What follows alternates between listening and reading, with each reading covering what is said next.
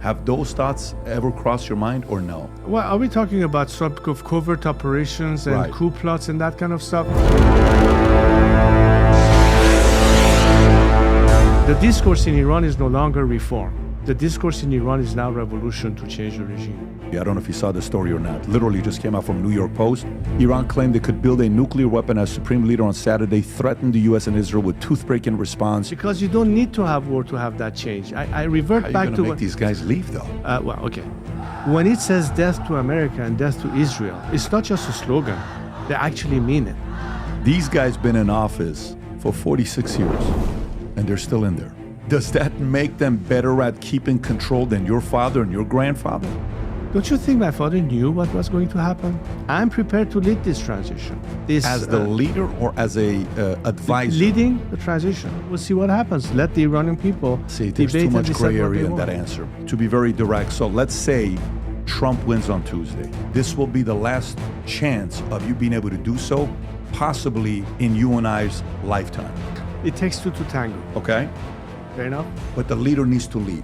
Why do you ask me the question? Yeah. This question should be posed to Donald Trump or Kamala Harris. I think Americans need to remember this. Sometimes we forget about things too easily, too fast.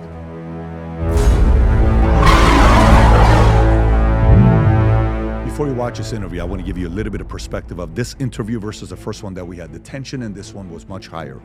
He was challenged, he was pushed, and his energy was something else. And it kept increasing more and more and more throughout the entire, almost at the end of the interview, he was defiant, like he wants to do this. It was great to see that.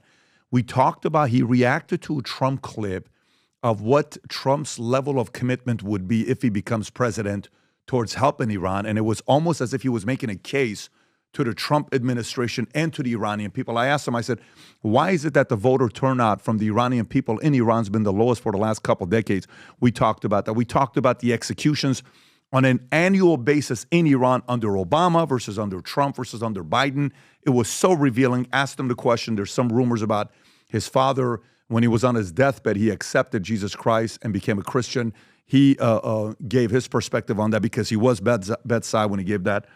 And then it's just very, much more emotional on this one and intense.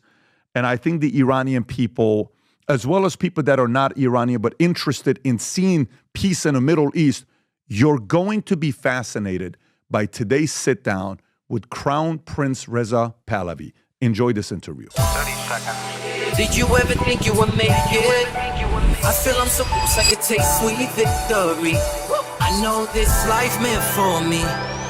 Yeah, why would you bet on Goliath when we got Bet David? Valuetainment, giving values contagious. This world of entrepreneurs, we get no value to haters. How they run, homie, look what I become. I'm the one.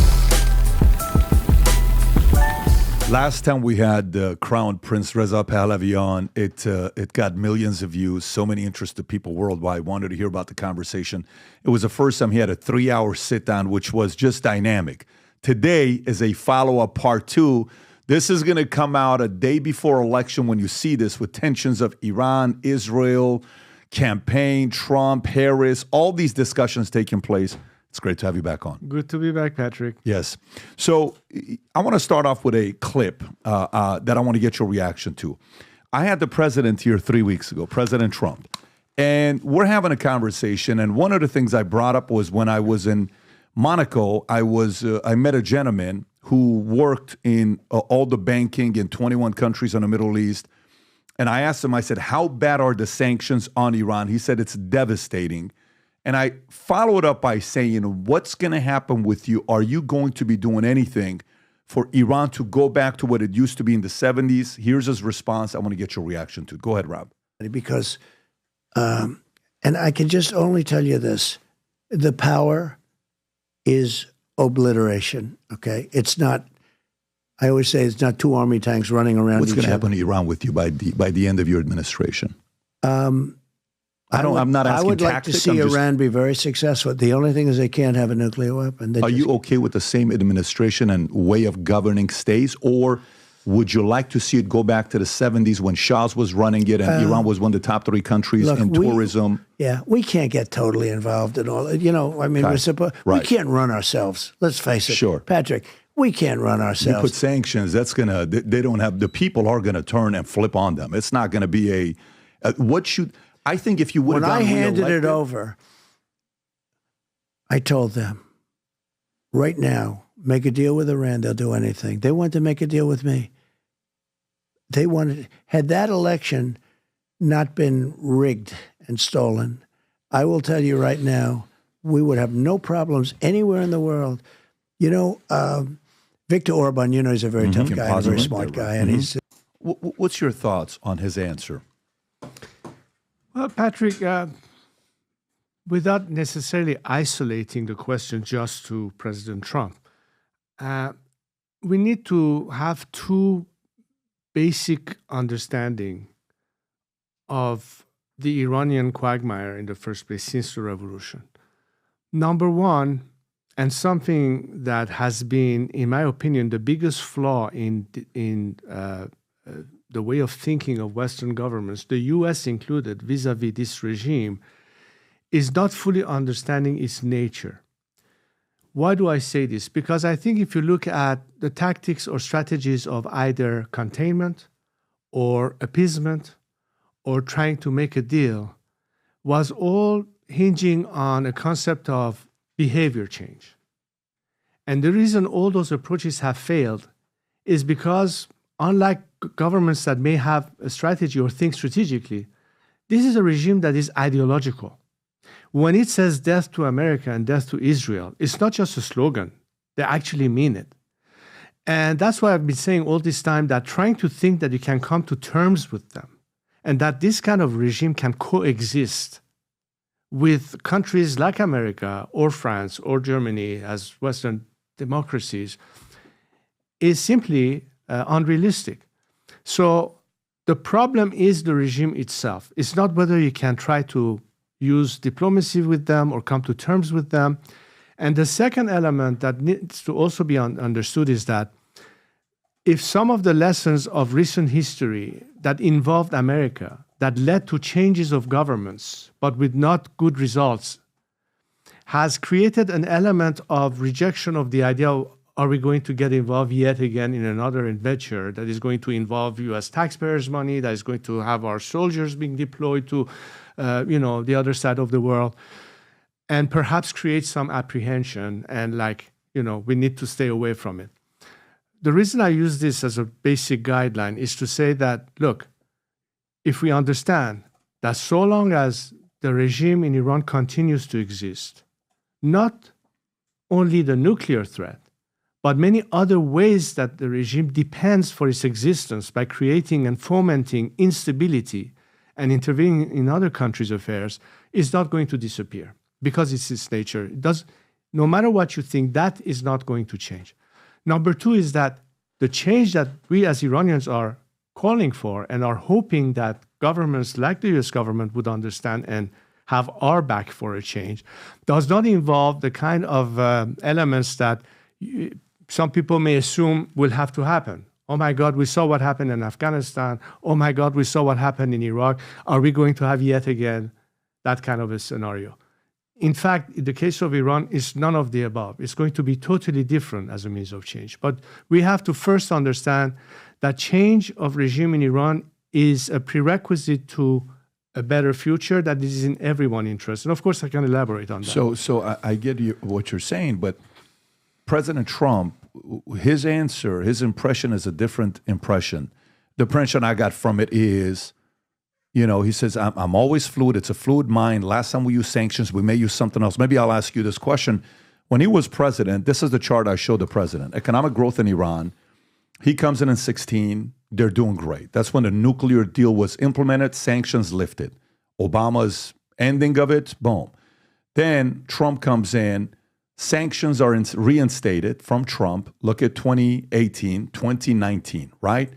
Iran is in shambles at that time. You're in communication with everybody around the world that's interested in wanting to see Iran be a democracy, a monarchy, whatever, maybe that many of us can go back and visit the country that we were born in and we lived in. I lived there almost 11 years. How close was it from your experience since you left in after your father, when he was in exile, How would you compare the level of tension in Iran and how close it got to a fall in changing regime if Trump would have been reelected, if those sanctions would have stayed? How close was it? Well, that's a very good question. And again, I need to be expanding on this discussion because it has several components. It's not just one element, but several elements together. Clearly, what we saw under President Trump's administration was something that proved to be effective, and that was maximum pressure on the regime. We saw as a consequence how it affected the regime's or curtailed its means to be able to basically fuel its war machine or finance its proxies or do other things. Unlike his administration, the current administration did just the opposite. It did not implement the old sanctions, which meant that the regime had accessed that more than $100 billion, perhaps almost close to $200 billion worth of oil revenue by selling it to the Chinese. Money that was used and spent on not the people of Iran, mind you, but that appeasement approach and that paying even ransom to get hostages back, all of that made the regime more virulent to the point that we shouldn't be surprised that October 7th is an example of what's the consequence of that approach. But is pressure alone sufficient in terms of a foreign policy? And again, I tie this to whether it's based on understanding now ultimately the regime has to go, as opposed to we're putting pressure just to force them back to the negotiation table and expecting behavior change in them. So if we understand that ultimately the root cause of the problem, and I think this is something that the strongest allies of the United States in the region may not voice it, but understand it, whether it's in Riyadh or in Jerusalem, is the fact that so long as this regime is there, none of these problems are going to disappear. So let's say that this time the element of change are the Iranian people. And by the way, since we spoke last time, there has been definitely a shift of optic within Iran itself. The discourse in Iran is no longer reform. The discourse in Iran is now revolution to change the regime. We are in a pre-revolutionary stage. It could become a revolutionary stage by adding a component parallel to maximum pressure, one of maximum support to help the Iranian people. Not by sending troops, not by sending taxpayers' money, but let's say repurpose frozen assets of the regime that actually is the Iranian people's money themselves. How do you do that, though? Well, the mechanics may be a bit more complicated, but the fact is that we're not looking for American intervention. We're simply saying stop trying to cut a deal with this regime and throw the Iranian people yet again under the bus.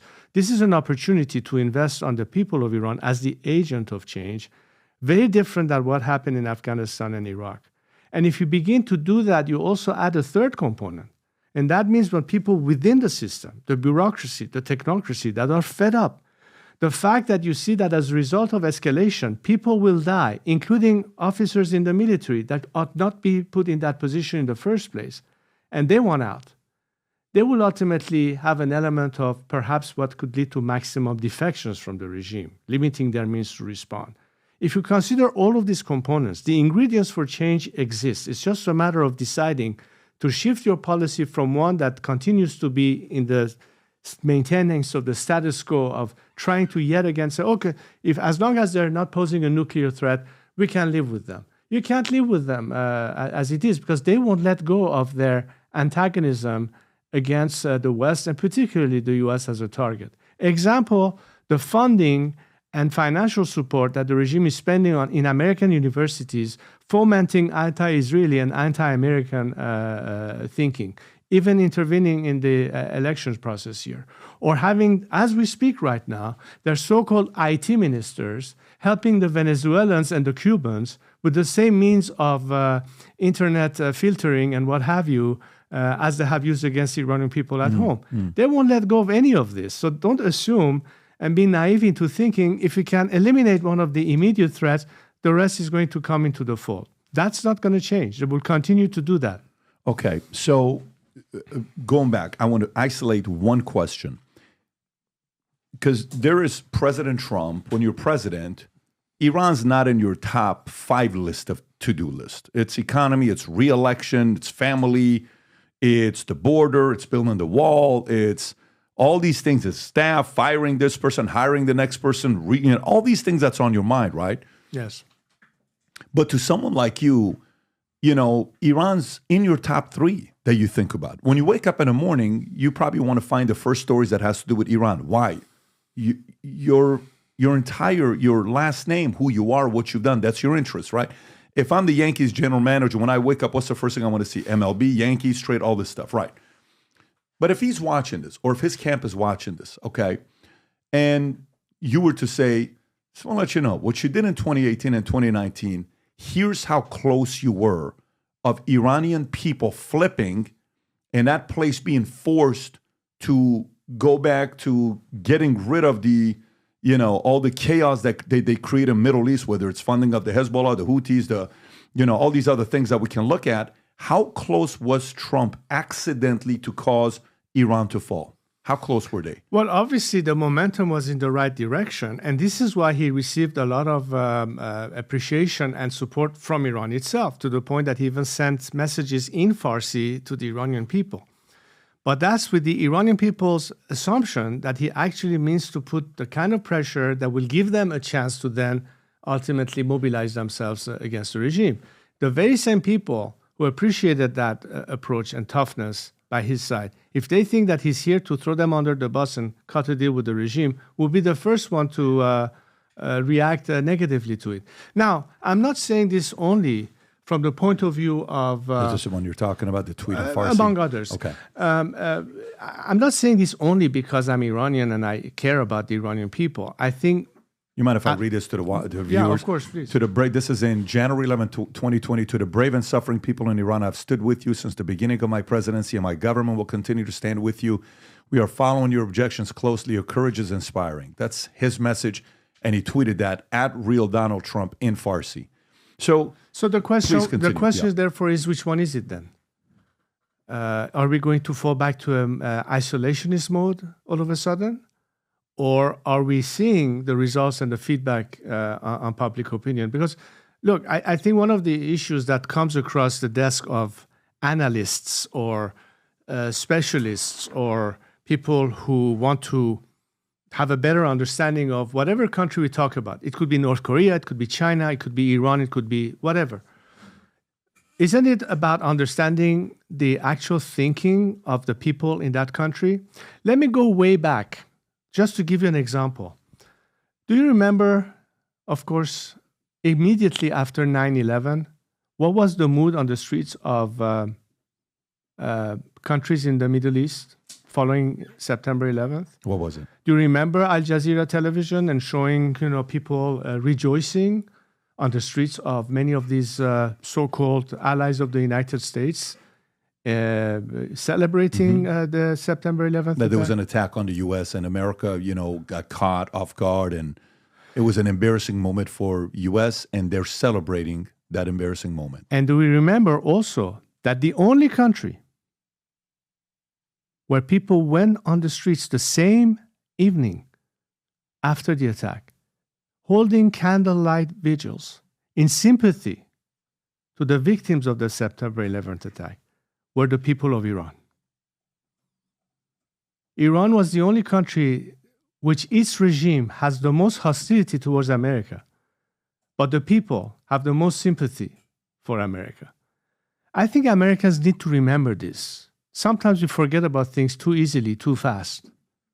So that tells you that when you are talking about trying to come to terms or deal with a regime that is inherently antagonistic to America and all of its values, as opposed to a nation that aspires to the very same values and principles of liberty, of human rights, of separation of church from state as a prerequisite to democracy and freedom of religions. We think like you, we want to have the same values that are incorporated in American law, the law of the land, the American Constitution.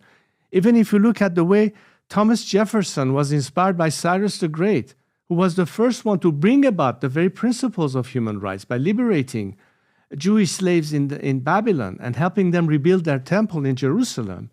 And as the descendant of Cyrus, we Iranians take pride in that. What the world of a difference it will be if you have the people of Iran freed from this regime and be truly represented. And you yourself, Patrick, you know what success Iranian emigres and or people who were basically now part and parcels of America as Iranian Americans, how successful they're being as entrepreneurs, as business people, as leading in all. And imagine the potential to have all these resources and their counterparts in Iran bring about the change we want, bring about an element where you have a different Iran that is at peace with Israel, with Saudi Arabia, and regionally, we provide that element of stability that doesn't require America to have to deploy its troops or its fleet in the region to maintain stability. That's the whole difference. And now, as an American taxpayer, now as an American who say, we have no business getting involved everywhere else, what you're doing is, in fact, helping yourselves, but not having to do it in the place of others. But if you lag in that, not only you will be dragged into it no matter what later on, but it'll be worse than what we have right now. And the best way to avoid and eliminate all of these problems is to make the situation I got change. to follow up for you. So I want to show this clip because I had never even seen this clip that you were talking about until we just pulled it up right now. So there's an article out there that says Iranians who gathered for a soccer match in Tehran 2 days after the 9/11 attacks observed a moment of silence in Iran. There was also candlelight vigil. Huge crowds attended candlelight vigils in Iran, and 60,000 spectators observed a minute's silence at Tehran soccer stadium. Rob, if you can play the clip, if you have it, it'd be great to see this. Go for it. The U.S.-led war on terrorism is getting at least verbal support from some among a one-time adversary, Iran. In Tehran this week, demonstrators held a candlelight vigil for victims of the attacks in New York and Washington, and Iran's foreign minister was quoted today as saying his government wants those behind the attacks, quote, tracked down and severely punished. Where Iran's controlling mullahs stand is unclear. Yeah, so when I see that, it tells you where the Iranian people are at. Even when I lived in Iran, the people, we admired America. You admired what they did. It was like, oh my God, this other family is going to America. It's a dream, right? America was and at the same time, I lived there when all you heard was Magbat Amrika, all these things that you hear. But I want to show you this. So I made a amateur chart here, and I want to see what you say about this, okay? So Trump, do you think Trump sanctions brought you halfway through of pressure in Iran where something has to happen, okay? Because I think he brought it all the way there, right, to the 50% mark. What do you think is the rest of the 50%? Because I don't think he's going to be the guy. You heard what he said about Liz Cheney yesterday. Oh, they're a war hawk. All they want to do is go to war. I don't want any war. He got endorsements from Muslims in Michigan standing up and saying the reason why we're voting for this guy is because he's going to stop all the war in the Middle East. So that's his reputation from his first term. There is no war. If that's 50%, is that it, Rob? Yes. On what they're saying, this is you should play this clip. Muslims supporting Trump. Go ahead, Rob. Good afternoon, Michiganders. As the president said, we just had a positive meeting with President Trump. We as Muslims stand with President Trump because he promises peace. He promises peace, not war. So we can pause it right there, right?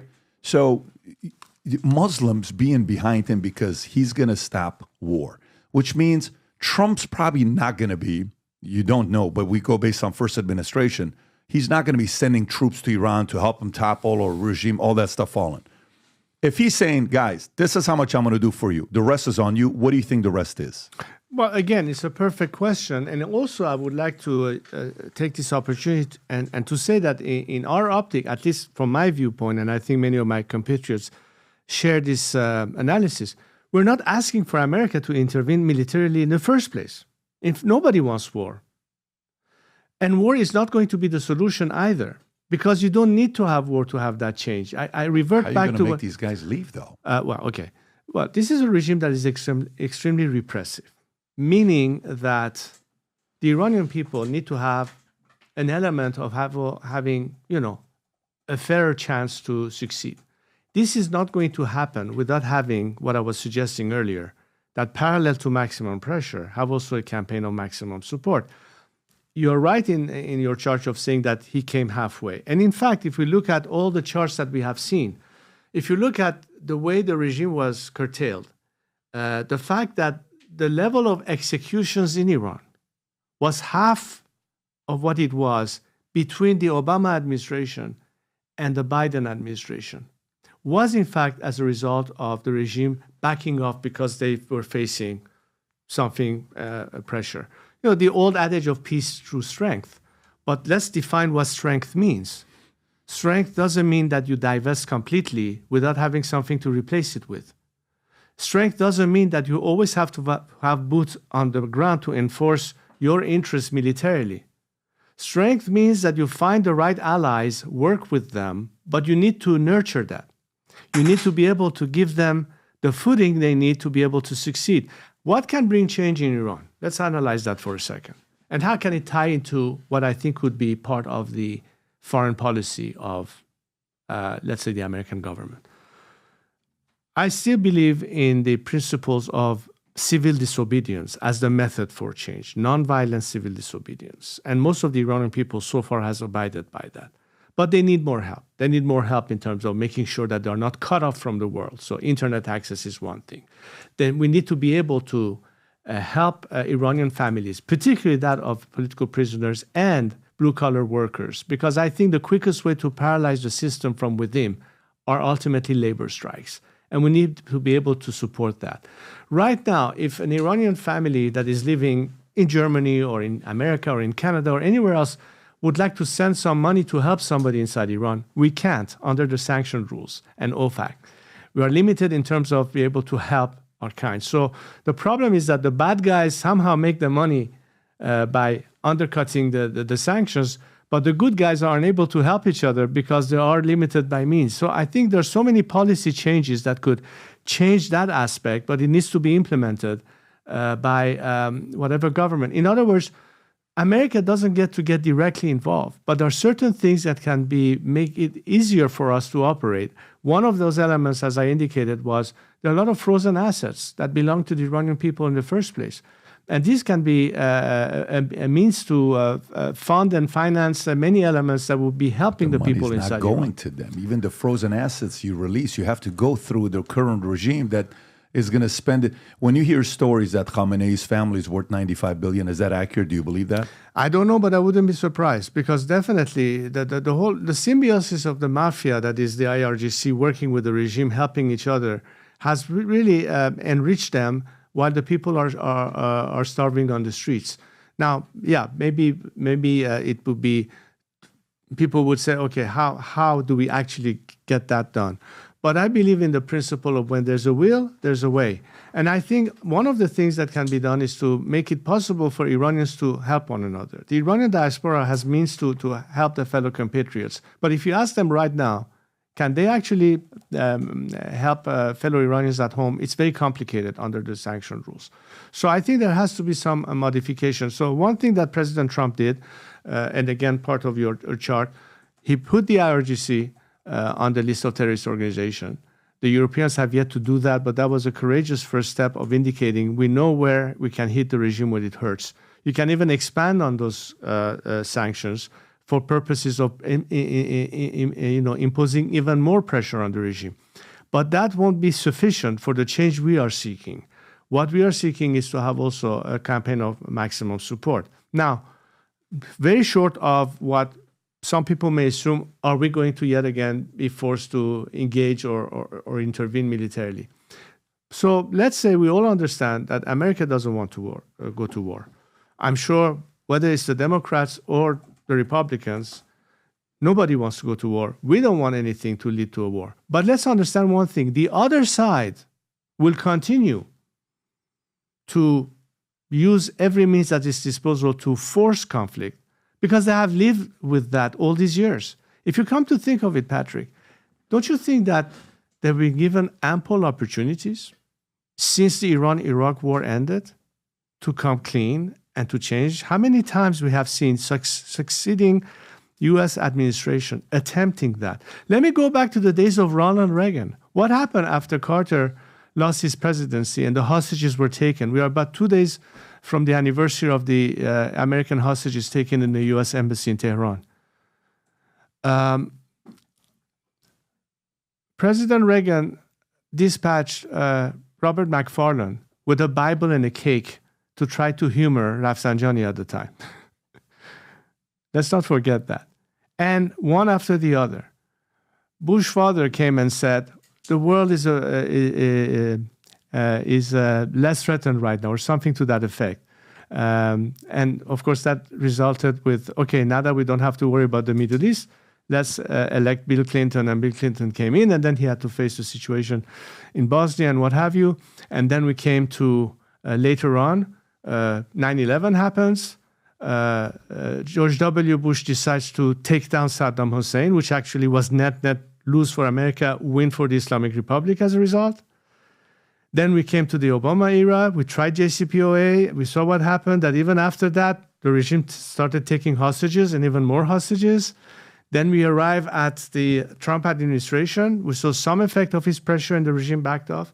Then came the Biden administration with all this appeasement and releasing money to the regime, and we have October 7th. So where are we today? At the eve of the US elections in 2024, with Iran doing what it's doing right now, the nuclear threat still be there, the Israelis having to do what they have to do, the Saudis starting to sweat as to, okay, where is America so undecisive, and what do we need to do in the meantime with the Chinese and the Iranians and what have you? All of this is at play and at stake. And then, going back to the original question that you asked, why should America care about Iran, or why should we even get involved, or isn't it time that we pull away from the region? The fact is that you create a vacuum. And ultimately, the biggest foe that America may have, which is, come to think of it, perhaps China, is going to take advantage of the situation and fill that vacuum with the help of the Iranian regime and have total dominance regionally, economically, and others. Is that net what America would like to face as a result? These are the kind of questions that the advisors to both candidates need to think about, irrespective of the divide between the Republicans and Democrats in this country. I agree. I just don't know, because when I look at this, your father served roughly 38 years, right? From 41 to 79.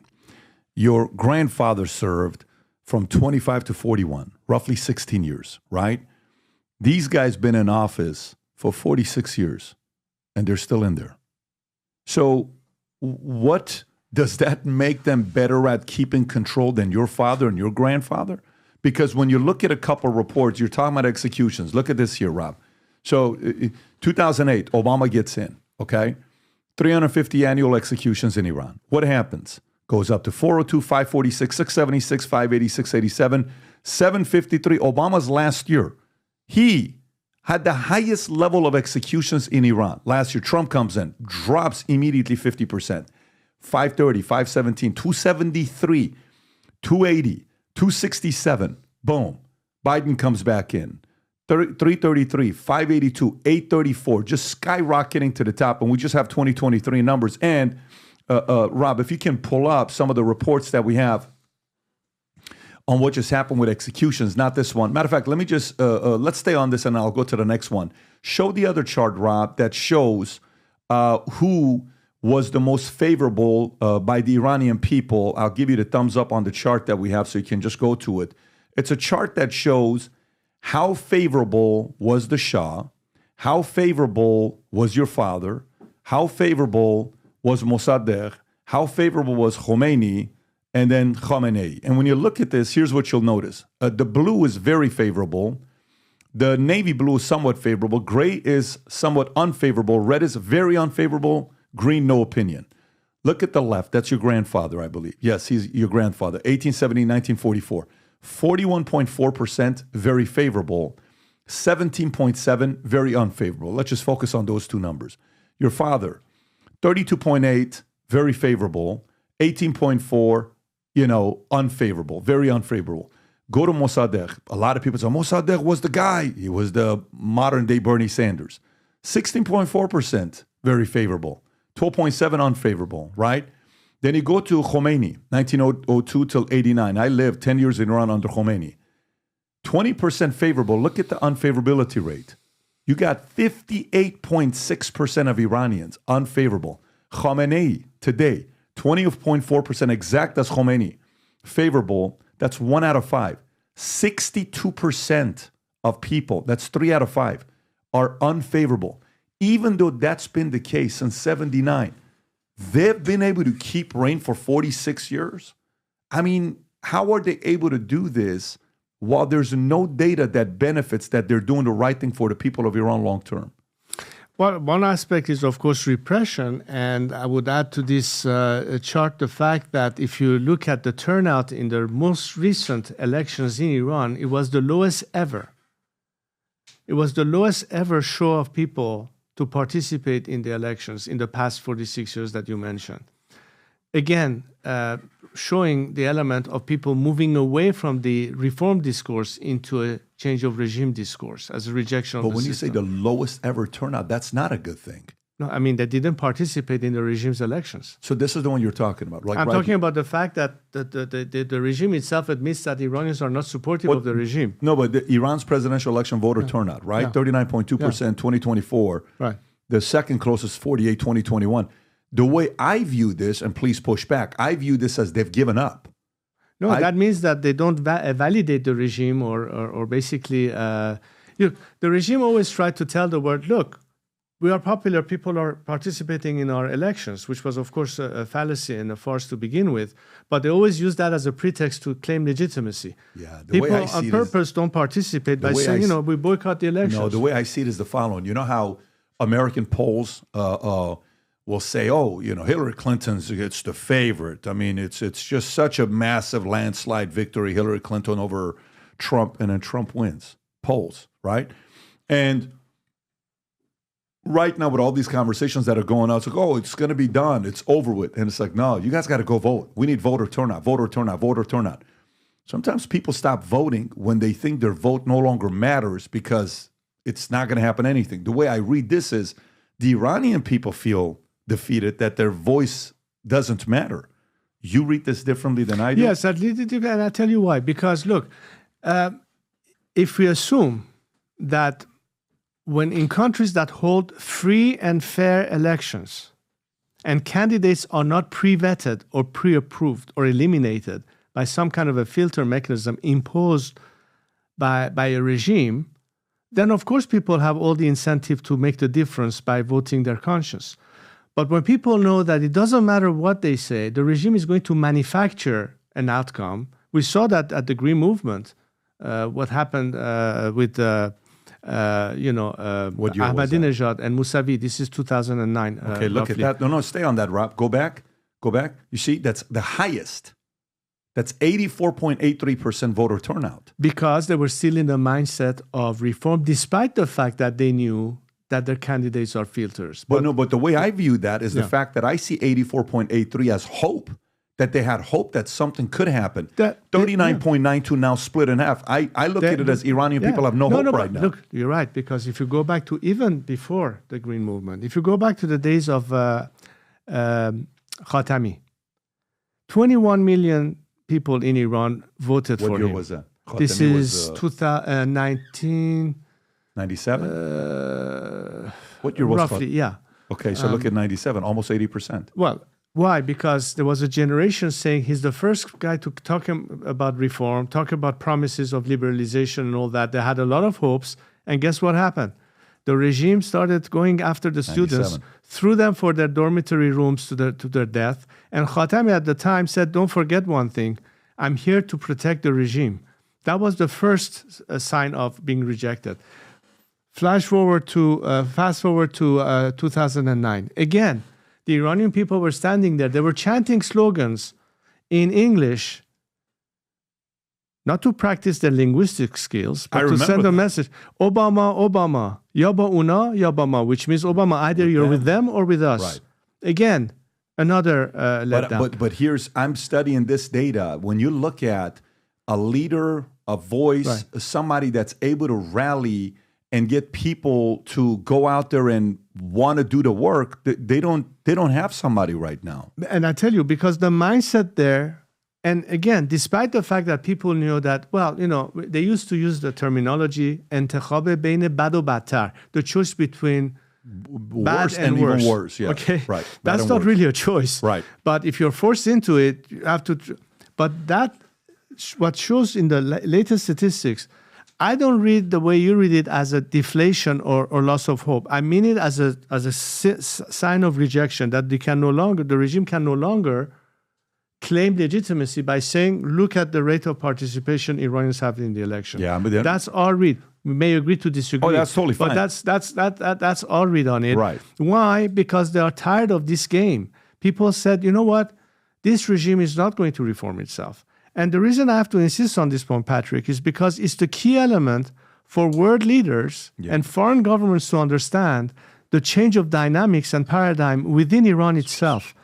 Because all this time, let's not forget one thing, whether it was the Europeans or even some people here in the United States, looking at Iran was always the issue. There are elements that are more moderates, that are more reformist. Maybe we can talk sense with them. And all of that was attempted as part of that behavior change approach, that maybe we can come to terms better with those who are less hawkish or less radical than the so-called moderate elements.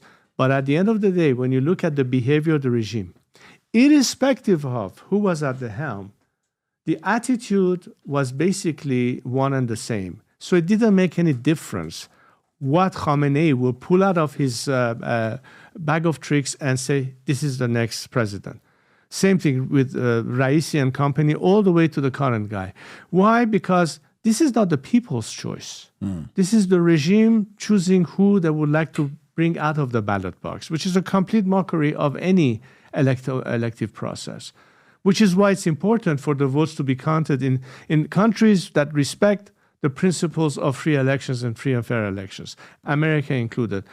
Of course, people should participate in free and fair elections, but why should people participate in a system that doesn't even respect votes, that doesn't give people an opportunity to truly choose their own candidates? That means you've given up on hope, though, because to me, like if I think about it, I just had Maria Corina Machado, who from Venezuela, right? And her and, is it Edmundo? Can you see what Edmundo's last name is? I want to say correctly. I think it's Gonzalez or it's with a G. Edmundo Gonzalez Urrutia, yes. So I had Maria Corina Machado on, who ran against Maduro in Venezuela. And according to their chart, they ended up winning 67% to Maduro getting 31, right? And while I'm interviewing her, she's sitting there and internet sucks. I can't understand anything she's saying. It was weak, right? And I said, people are no longer interested in Venezuela. You're waiting for Kamala Harris and Biden to help you out. They're not going to help you out. Maduro the other day just got up and said, Venezuela and Iran are uniting to be on the same page of war against the West. Wait a minute. He's wanting to remove sanctions, yet you coming back and talking shit about U.S. after you asked them to remove sanctions? Like, what are you doing here? I said, you got to get out there. And she says, no, it's working for us. I said, no one's caring about Venezuela right now because there's not a lot of stories about it. And she says, I disagree with you. I said, I totally get you disagree with me, but let me give you a case study. Here's a case study. The case study that worked, which was unbelievable case study.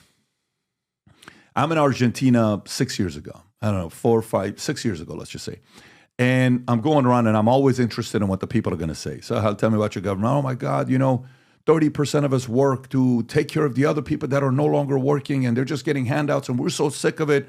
This place is getting destroyed. This used to be the Paris of the West, whatever they called it. Argentina had some phrase that they're giving us, like the Europe of the West. Argentina is France of the West. I said, oh, okay. I said, but how come nothing's happening with it? And like, oh, we've lost hope. We've lost hope. Then shows up a psycho, crazy competitor who's unreasonable and is willing to go to war up against these bureaucrats and aristocrats, and he's sensational. It's very different. Javier Milei. What does he do? He has the brass to go in front of Klaus Schwab and talk about capitalism. He has the brass to get up there and say, afuera, all these stuff that he's doing. Everybody around the world is following this guy. And he wins the election? What?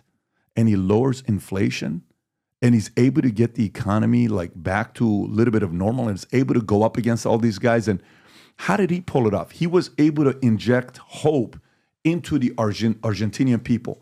When I see something like that with the turnout, it tells me Iranians, and by the way, I'm going to transition into this question here, and I got a few other things I still want to go through, but I saw a video you posted, I think 2 weeks ago, where it went viral. And if you remember the video, that I'm sure you know which one I'm talking about. You're speaking in Farsi, so I can't show it. I'm sure most of the people watching this, a lot of them will be Iranian. We subtitled it in Hebrew and in Arabic. I know you did. But the last time you and I spoke, I pressed you a little bit at the end about, hey, nobody understands what it is to be the son of your father, the grandson of your Reza Khan and all these other things. Do you want the job? Do you want to go back? Do you want to go back to Iran? Do you want to go back to being that? And you gave your story, and then I pushed back again. You gave your version, and then finally you're like, I'm willing to help. I'm willing to be a vessel, but I don't want to move my family back, or I don't want to go back and be that person. Has anything with your position changed since the last time you and I spoke? Look, I've always said that my life is dedicated to the liberation of my country, and I've always considered the finish line be the day that Iranians go to the poll and elect their next future democratic government. But as not an you. instrument, as an agent of change who has been called upon, I'm not shying away from this responsibility. There's a tremendous amount of expectations that my fellow compatriots have in the role I can play to help them in that transition. And, I would stick to this line and say, I'm not going to put the carriage before the horse.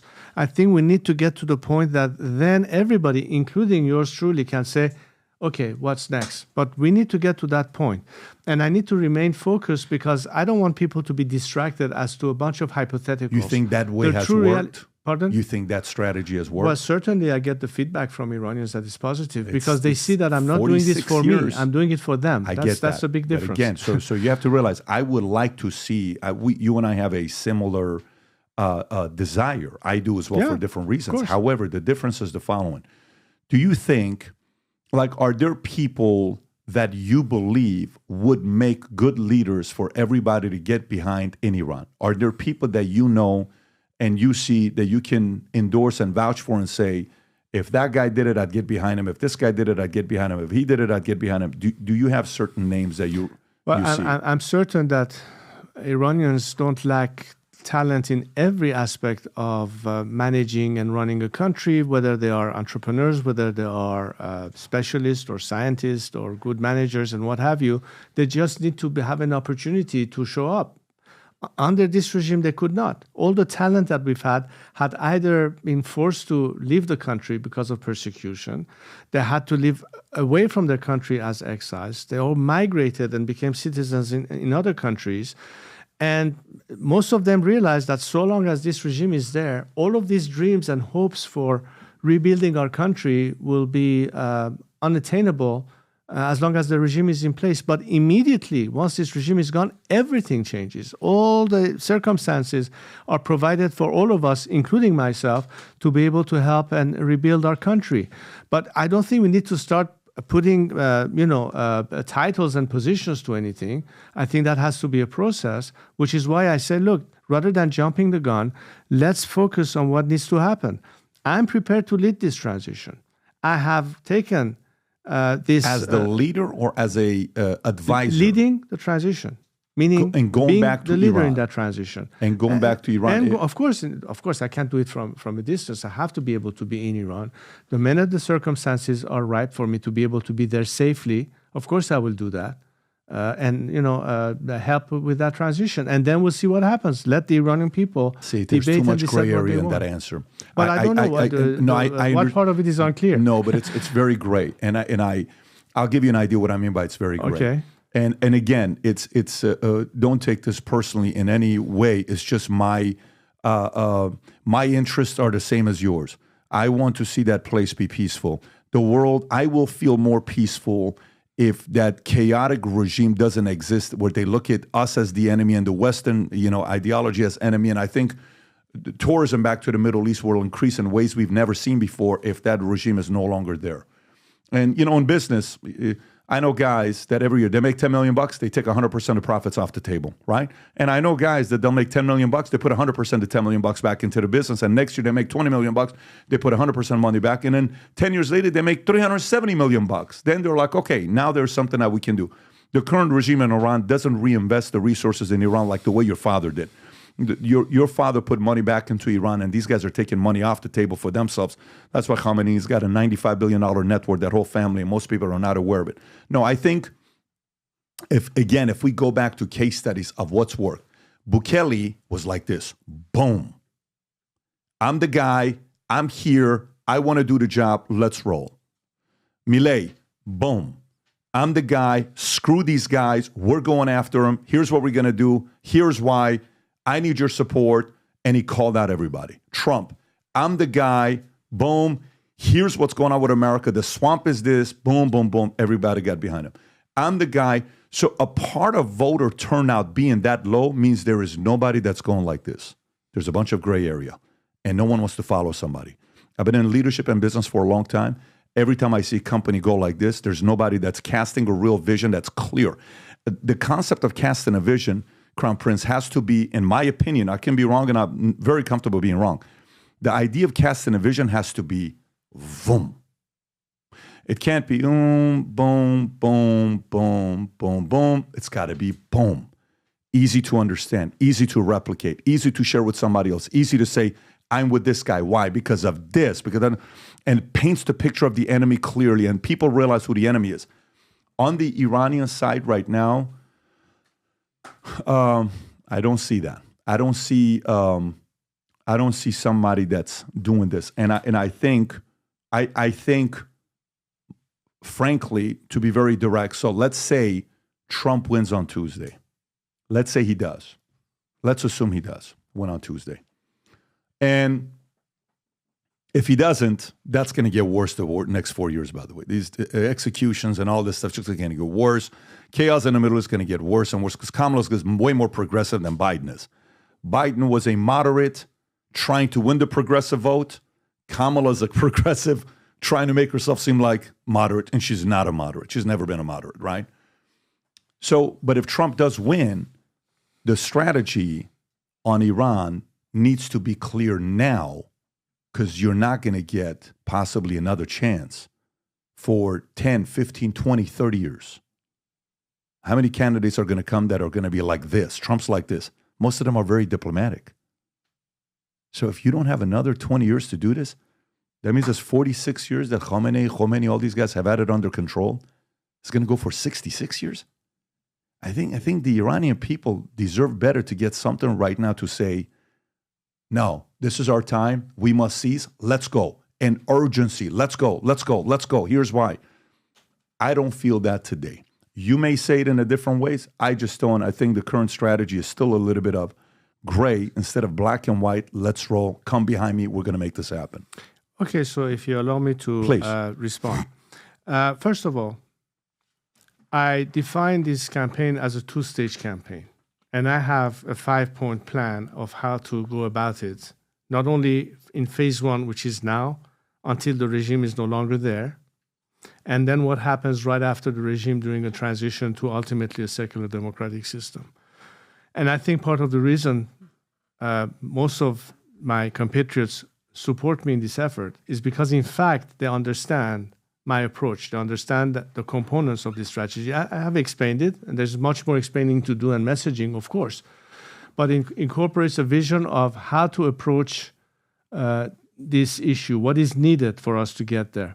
What do we need to bring maximum support and pressure on the current regime and support for the people?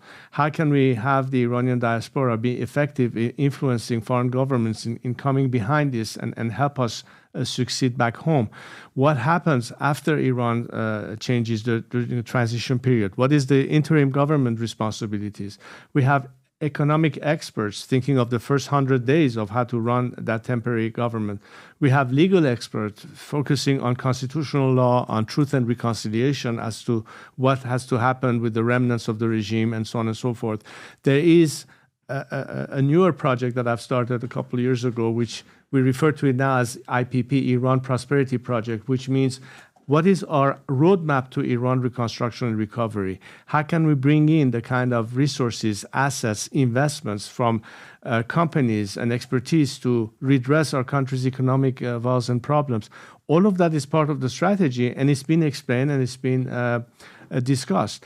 The only difference is that if you think that I have to necessarily say, I'm running for office, will make the difference. I'm telling you, we are way ahead of the curve arguing this issue prematurely. Right now, my focus is the only job that I think I have and for which I have the most support from my compatriots, and that is to be leading the transition. But in order to lead a fair transition, you cannot be biased. You have to be completely impartial and neutral. That it's not for me to advocate, should it be a republic, should it be a monarchy. All I'm telling about my fellow compatriots is that for us to succeed, we need to be able to have a secular democratic system. And the biggest lesson we learned under 46 years of religious totalitarian dictatorship is the fact that we cannot achieve the kind of freedoms we want without having separation of religious from government. That's now a concluded reaction, and we had to go through this sad experience to get to this point. Now, at the end, what the people want, we will find out. Let the ballot box define that. I believe in the sanctity of the ballot box as being what determines the issue. And ultimately, the highest instance in any land that people's representative can legislate and decide for the country is the Majlis, it's the parliament, one that we do not have. So I based everything on the transition period, bringing us to a point that we can have that constitutional assembly decide what's best for Iran. And unlike 1979, where Khomeini was an unknown, nobody understood what it means to have an Islamic republic. But they paint the People enemy had so to well, vote in plain light with some guy standing with a Kalashnikov over a barrel, and you had to throw in a green or red. But he took a position, though. But he took a position, and the reason that why nobody understood, nobody knew, including the intellectuals that at the time thought that he might be the solution. I thought it was actually a very simple campaign with his tapes, and I listened to a lot of this stuff. That this guy, all he's doing is making money. Look at the 2,500-year anniversary thing that he put. That's your money. Why should he be spending all that money? If you make me become the leader, or I'm going to give that money back to you. We're going to share the wealth together, and you're going to have. Everyone's going to have rice, and I've heard all these speeches many times. False promises. It is, but it worked, meaning it is, but at least he was casting something. He was casting a vision. I think when good or bad candidate, it doesn't have to be, you can learn from everybody on the way they did it. I just think sometimes when you go, by the way, I think I'm casting a better vision than Khomeini, who talked about free electricity I don't and free disagree. water. No, I'm talking about something that President Trump emphasized, that bringing the current regime into the fold of the Abraham Accords, as if it's what's going to happen. I tell you what, when I was in Israel a year ago at a press conference, what I said was I hope the day will come that Iran will bring the Abraham Accord to the Cyrus Accord, meaning Iran is part of that, a different Iran, an Iran where the Iranian people are not at war with the Jews or Israel, are not at war with the Arabs in the region, are not trying to instigate chaos in the whole world, but Iranians who want to live at peace and a vision of that future. You mentioned my message to the region and all the feedback it got. Why? Isn't that a vision I talked about? There is, but respectfully, there is having a clear vision and executing. Well, executing has to have the means, which is why I'm saying it's not going to happen by itself. Let me ask you a question. Part of it is what foreign governments can do. There can be an obstacle to that and make it more difficult for us to succeed, or they could be on the right side of history this time. You remember the two people that came and flew from France to meet with me multiple times in 2015 in LA, 24, I don't know, maybe you wouldn't. When we had the first meeting, you and I in D.C. Do you remember the first meeting you and I had in D.C.? It was me, you, and Siamak Sabatimani. And we had a 3-hour lunch together. I have the pictures. We've talked about this before. To be honest, I don't recall exactly what we were discussing. No, the discussion was just it was an introductory discussion. But there were two people that I was speaking to who were with your camp. One guy's name was Reza, and there was another girl, and they were from France. Right. I wrote, and I think we've spoken about them before. I'm trying to find it. I wrote a 10-page proposal to you on my sincere thoughts. Did those ever make it to you or no? Patrick, honestly, I don't remember. It's been long ago. Because I'm gonna try to find that and send it over privately. Well, I don't even want to. At the time, I think you're referring to the Iran National Council for Free Elections in Iran, which was at the time what we were trying to organize the opposition to say, look, we want free and fair elections in Iran. This regime is not providing us, which explained the reason why we say we need to go beyond this regime so we can have political circumstances in Iran for people to be able to participate in free and fair elections. That was the premise and the basis of that council back then, right around the same time of the Green Movement it was, I think. I found it. Nazila Golston is who it was. And it was I found it right now. And if I find this letter, I'm going to send, by the way, this is in 2015. Yes. Is when this was, when we had the conversation. And then if I find this letter, I want to forward it to you privately. I'm going to send it to you where it's just you and I for you to read. Because when I think about last 46 years, who has been the most constant voice in helping Iran be free again? If I was, we can't say at the beginning stages, because at the beginning stages you just had a birthday yesterday, right? Happy birthday to you, by the way. Thank I think you. you're Halloween, right? Yes, that's October correct. 31st. Yes. 2 days ago, you had a birthday.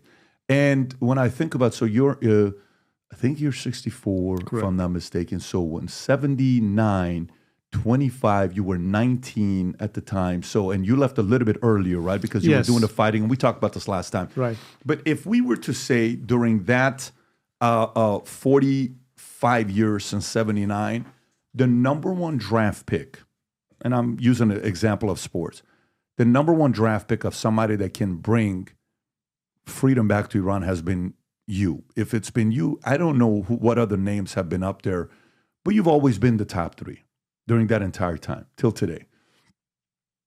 My only request would be for there to be a more crisper, clear vision and painting the picture of the enemy with a high level of urgency, where there's a bigger turnout and the people are willing to do something. Because I believe if Trump wins on Tuesday, this will be the last chance of you being able to do so, possibly in you and I's lifetime. Maybe we're going to get one more chance in the next 20 years. But if the other side comes in and they're able to do what they're doing, you're not going to find another Trump type of a candidate for at least 20 to 30 years. That kind of a candidate, where Iran fears the way they did with Reagan back in 84 when he got elected, and whatever the year was when they're like, they released the prisoners, and he gave credit to Carter. It's the only thing I'm suggesting to you is to have a little bit more urgency of being able to do that. And if you're going to say you're going to be the guy, be clear, be crisp, and paint the enemy in a way that everybody wants to get behind it.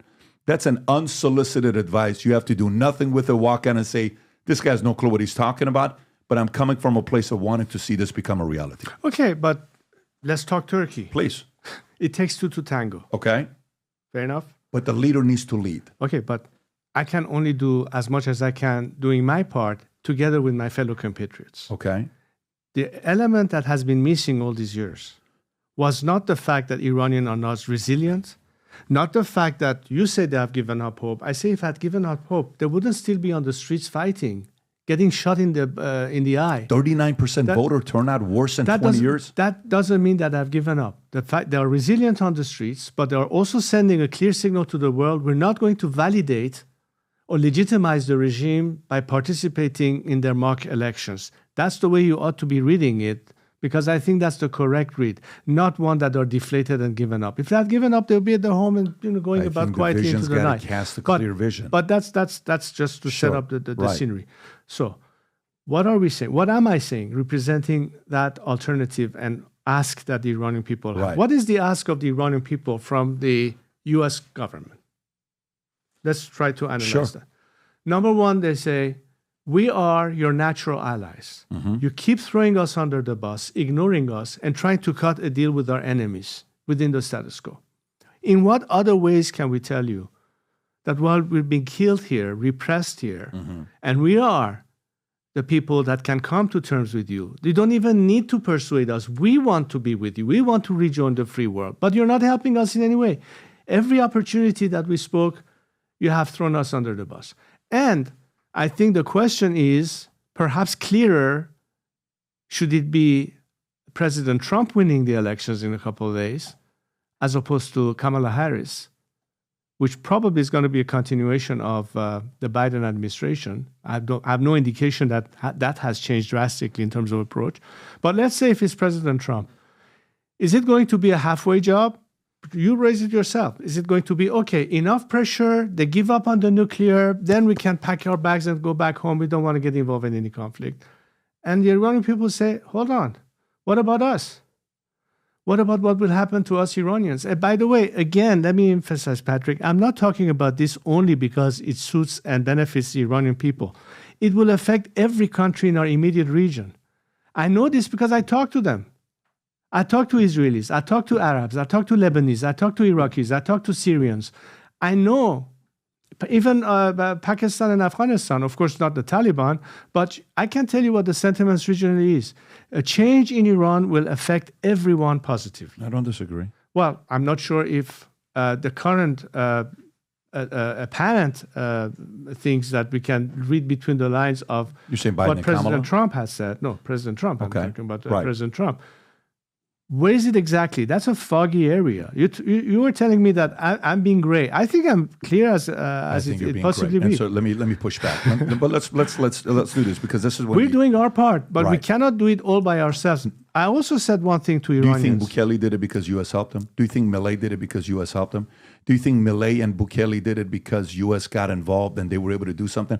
You think Venezuela being where Venezuela's at, okay, and Maria Corina Machado, who is wanting to free Venezuelans from a dictator like Maduro, who has destroyed an incredible society that was the most beautiful place of people having the most oil in the world. They had wealth. It was just a great, so the people, Venezuelan people are phenomenal people.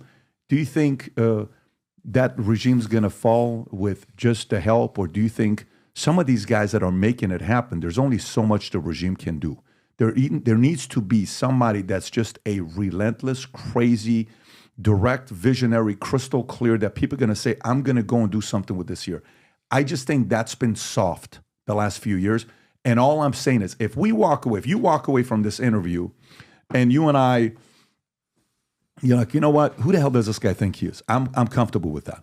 If you say, this guy doesn't know what he's talking about, I'm comfortable with that. All this stuff. But if you leave and then all of a sudden everything is boom and, crystal fire, all this stuff that we're hearing, and there's a resurrection of this 39% that goes back to 83%, all I'm saying is I'm creating urgency to know you got 4 years. If it's not 4 years, it's in 20 years. And that 20 years may never come. And if that 20 years never come, you may never in your lifetime be able to go back to Iran, where you have some of the greatest memories of your life with your mother, with your dad, with your siblings, memories of playing outside, flying planes, all the stuff that you did. That may never happen in your lifetime if there's not more urgency. And I'm very comfortable being 100% wrong with what I'm saying. I'm not trying to do this with, for example, I had Eric Prince on. I don't know if you know who Eric Prince is. Eric Prince was on, and he used to be the founder of, is it Blackwater, Rob?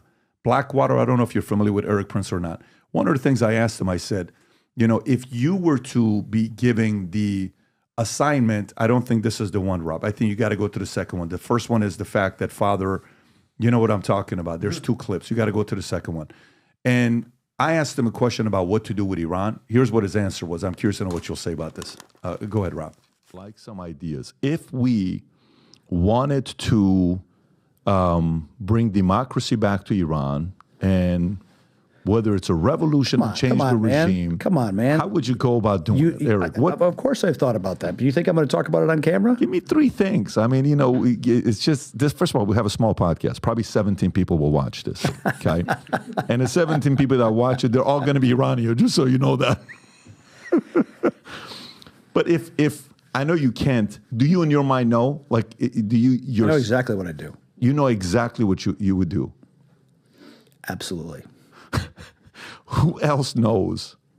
Some of my friends. Okay, good. So what I'm saying is, so if I get clipped, the mission will continue. That's not what I'm saying. Sure. What I'm asking is like, no, look, think about it this way. Reagan took office in 1981. And he sat in the Oval Office because we'd had a policy of containment for 35 years. And he said, enough. We're going to fuck the commies. We're going to go at them economically, politically, culturally, socially. In all ways, we push back. I remember that speech. Fuck the commies. It was no. I get what you're saying. I'm with you. No, but maybe he said it behind closed doors. Watch my podcast, Off Leash with Eric Prince, and see Jack Wheeler. Put the link below, by the way, so the audience can find it. Jack Wheeler was the guy that went abroad and brought back all the ideas which became the Reagan doctrine for all the places to push back on the Soviets.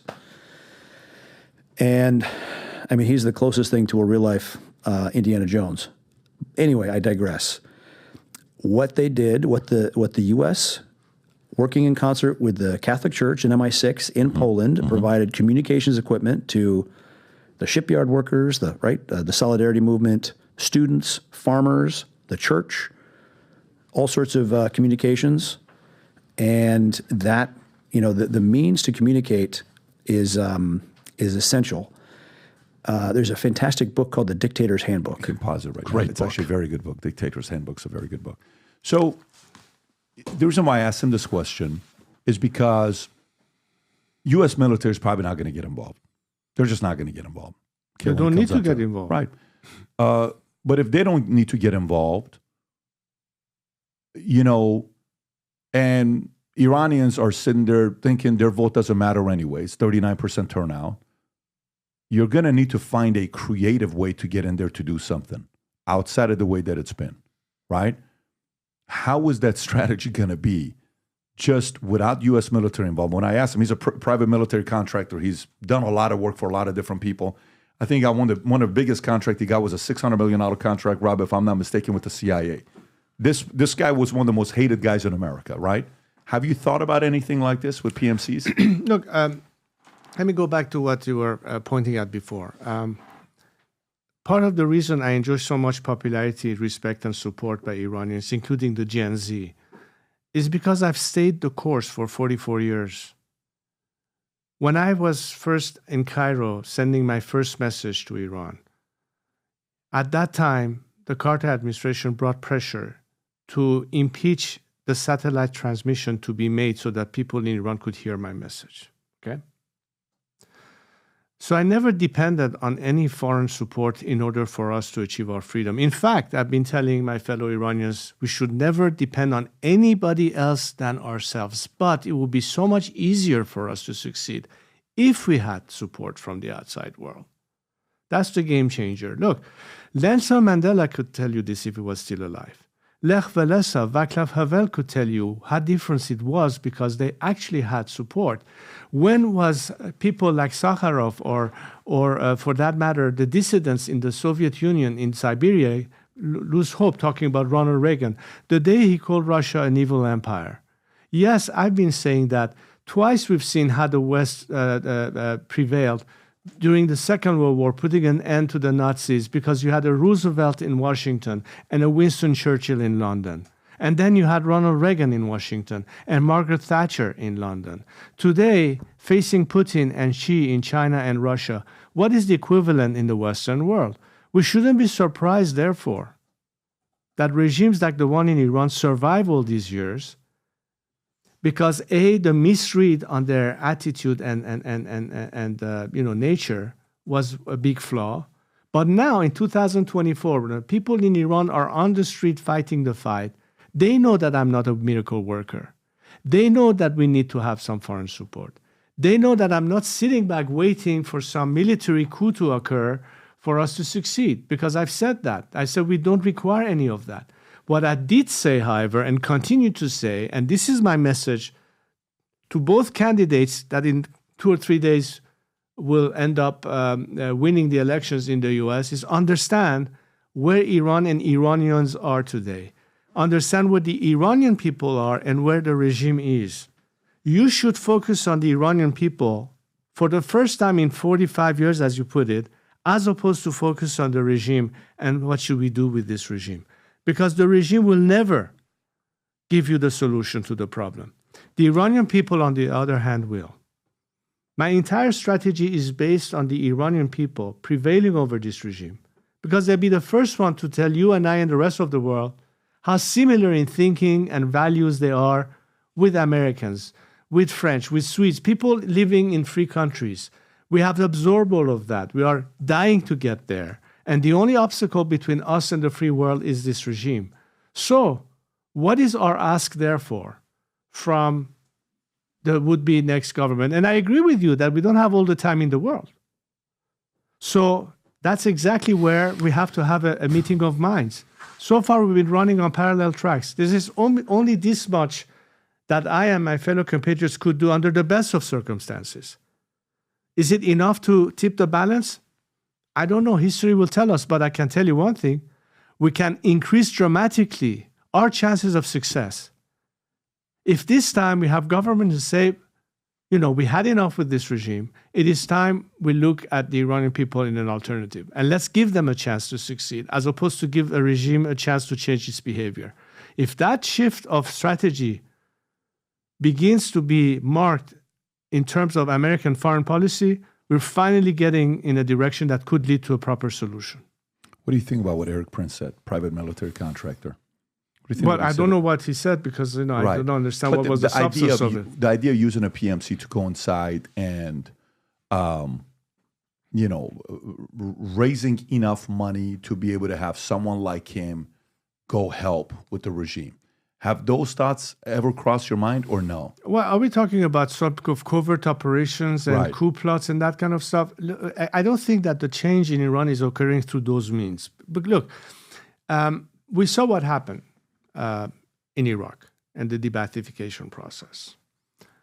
Nothing to replace it with, basically living to some kind of a failed state solution. I don't think that's the problem in Iran. Look, for the most part, and in a scenario of survivability post-regime change, a lot of it depends on, as long as elements that don't have their hands soiled in the blood of the Iranian people that will have to face justice one day.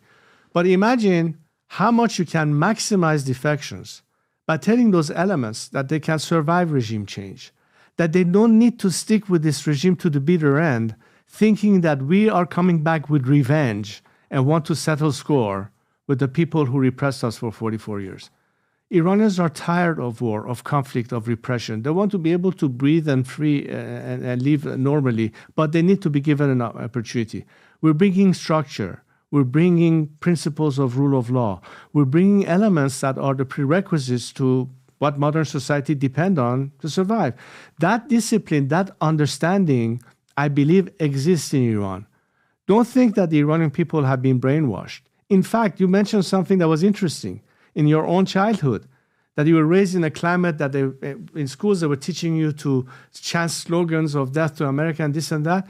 And a lot of the feedback I get from today's Gen Z, young Iranians in their teens or early 20s, they say we were all subject to that. But the gig is up. We know the truth. We've done our own due diligence. It is, but we understand our history. So. Yeah. The elements for change, the desire for change, and the understanding for change is there. How do you further motivate them? How do you further empower them is exactly what I'm talking about. This is not rhetoric.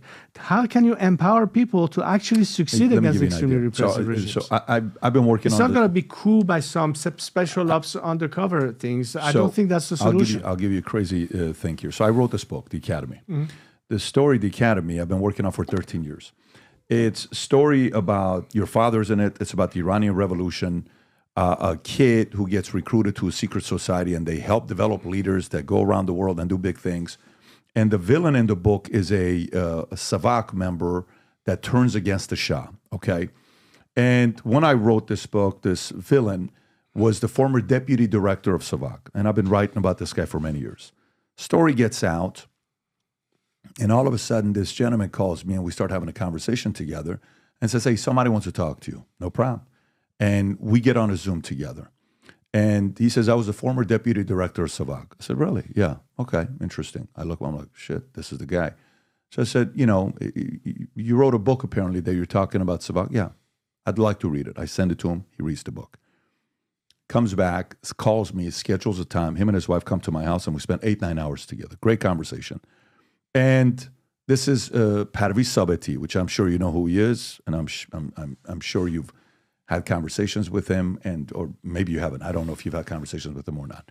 So this guy was a former. If you can pull him up, Rob, when you hear some stories, Pahlavi Sabeti, Rob, there is no videos on him, but if you type in Pahlavi with a Z, Sabeti, Sabeti, right there, that's him. And if you go to his Wikipedia, some of the stuff that he did as a Savak member to go in, and I'm sure you've seen the documentaries or the stories, and you know how he was able to get in and get some of the Hezbollahs with women, and you know get them to do what they. This guy was he had an element of J. Edgar Hoover, but he had an element of understanding how to control some of these guys, and he worked under your father. Probably the relationship didn't end on the best note, but they were there where, hey, these today people and the Khomeini people, we have to take them a little bit more seriously.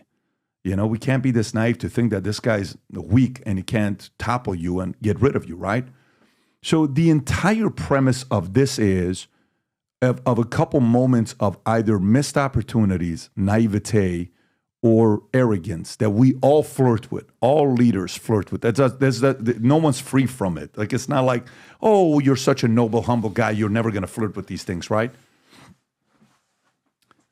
Do you think it's a bit naive or even a little bit arrogant or maybe overly confident to think that, you know, this approach that we're going with can, the very traditional, logical approach is going to be the one that's going to bring freedom back to Iran, or there needs to be some creative ways to be able to go up against a regime like Khamenei that are capable of doing anything? You have to be able to fight with them. Like if you wrestle with a pig, you know, you sometimes got to get down and dirty with them. Do you think that needs to be the case, or do you think it needs to be the traditional way of doing things? You know, Patrick, one thing that is interesting is that having had the benefit of time for people to, contemplate, do their own diligence and research, it's very interesting that the younger people in Iran today, who, by the way, reproach their parents, what were you thinking of backing up this revolution,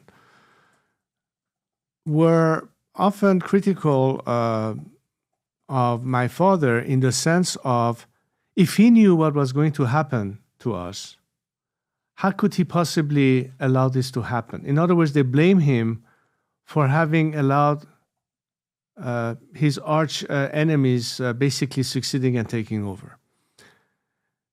But the same students who today revere him, chant his name, and as a result say, the legacy that I have on my shoulders is as a result of when they call my grandfather and they say, may he rest in peace, Reza Shah Ruhat Shad, or the way my father today is revered in Iran. Forget the fact that their peers in that age group back then were asking for his head. And imagine, that's my point, imagine if my father, who by the way did warn many, look, understand what will be the consequence, not just in Iran, but for the whole region, that Iran will become Iranistan. It didn't take more than a year for the Russians to invade Afghanistan, by the way, after the Iranian Revolution. The whole area went south. Don't you think my father knew what was going to happen? He had two choices. Either stand there, push back, arrest a bunch of people, execute them, and maintain power, or say, look, after 37 years of reign, I'm not going to crack down on my own people. And he voluntarily left the country. It was a choice that he made consciously. Yours truly will not be sitting here with this amount of support from Iranians, because the same people who revere my father would have said he was a tyrant that tried to stay by killing his people, and he would have gone in history as a bloodthirsty tyrant, a little bit like Ceausescu at the end of the Cold War. So let's understand what it is that is at play here. It's damned if you do, damned if you don't.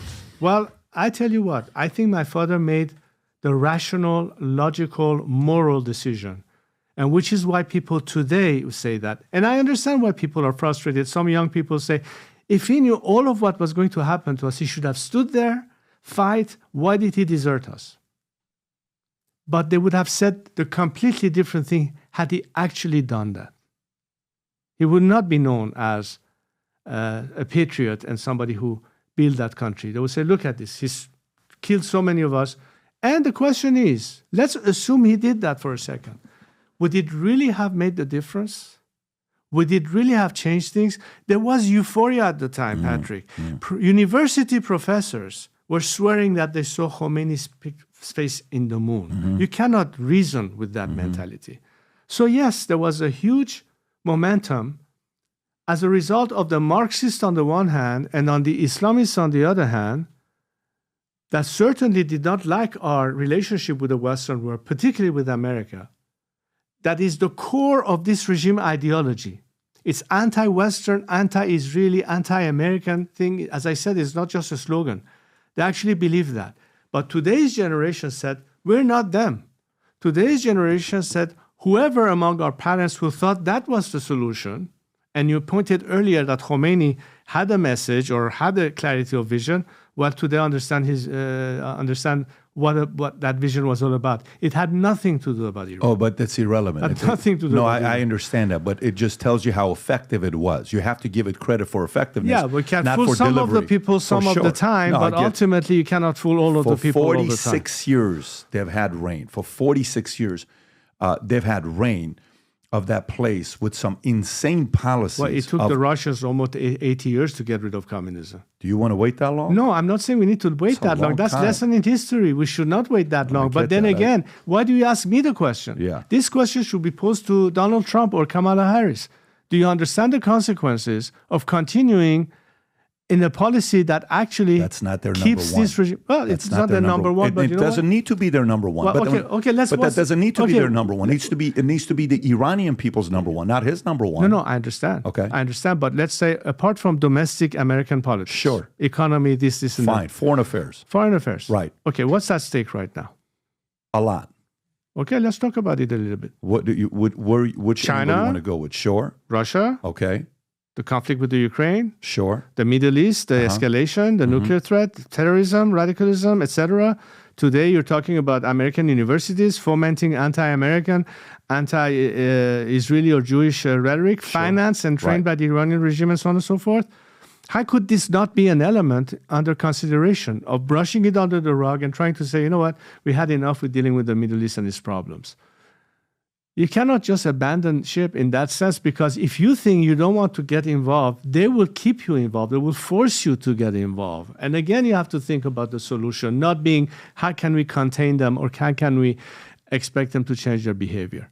But say, let the difference be a different Iran under different circumstances. We need to have a meeting of minds. Otherwise, it doesn't matter what me and Iranians are going to do, as long as the world, and especially at its leadership in the free world, in the Western world, America, that has a big role to play here, depending on what they end up doing or not, could be the game changer.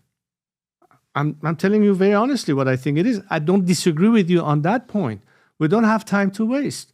And I'm not the only one saying that. I bet you many people in the region think exactly the same. And what has I know led them that to be for- confused is yeah. because the hesitancy or lack of will to do anything from this end in Washington. I don't think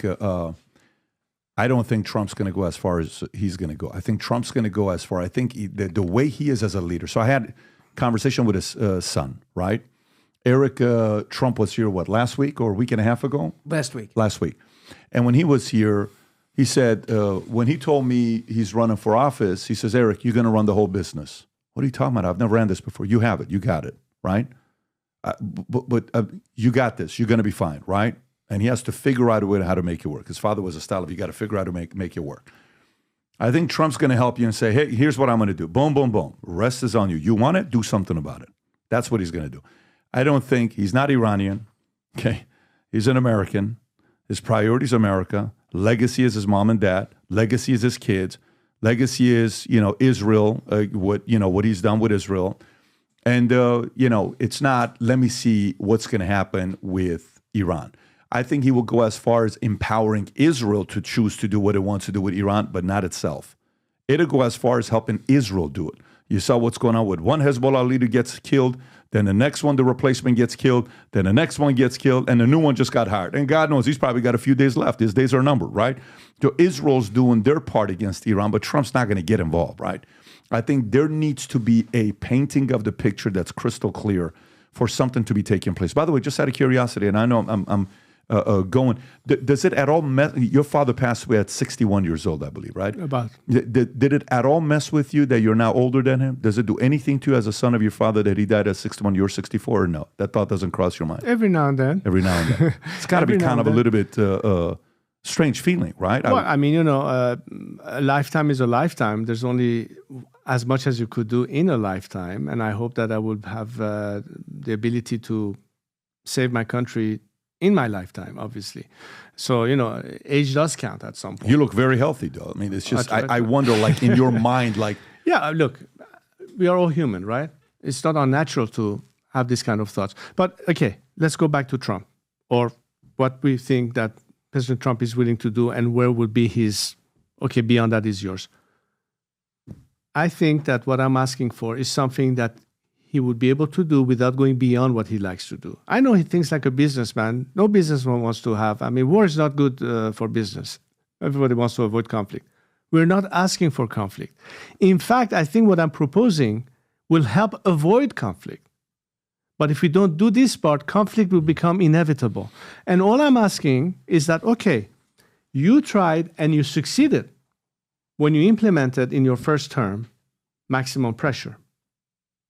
When you walked out of the JCPOA, which, by the way, was not something that affected the Iranians positively, regardless of what the Obama administration was thinking at the time. But that's a halfway thing. What I'm asking for, and I'm not asking beyond that, let's be very clear on what my ask is. I'm saying parallel to maximum pressure, you have to have an element of maximum support to at least give the Iranian people a more equal playing field. Nothing beyond that. I'm not asking for America's direct intervention. I'm not asking for military intervention. I'm not talking about spending American taxpayer dollars on the issue. But if you give us those two components, then fair enough that the rest is up to us Iranians. But if you're going to come and say, the Iranian people, you know what? If we can guarantee that the regime is not going to do anything beyond the nuclear threat, that's good enough for us. The rest we don't care. That basically means, you know what? The regime can stay there, continue massacring its own people. We don't care. That's fine with us. We can live with that. Is that the message that America wants to send the Iranian people? And that's something for both camps to consider. Yeah. I mean, that's part of the equation know what would be here. Interesting. Here's what would be interesting.